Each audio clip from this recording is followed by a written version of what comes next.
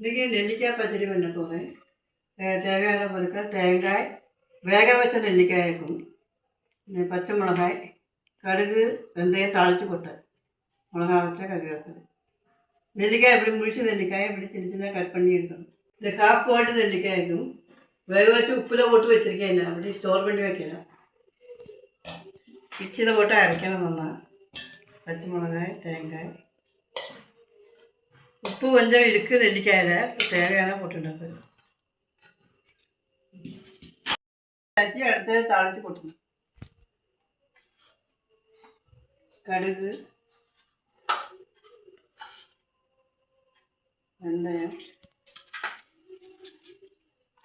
மிளகா வச்சு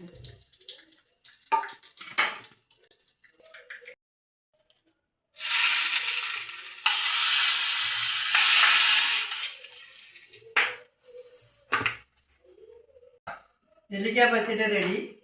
கூட்டுக்கு தொட்டுக்கலாம், தோசைக்கு தொட்டுக்கலாம், பிசைஞ்சு சாப்பிட்டுக்கலாம்.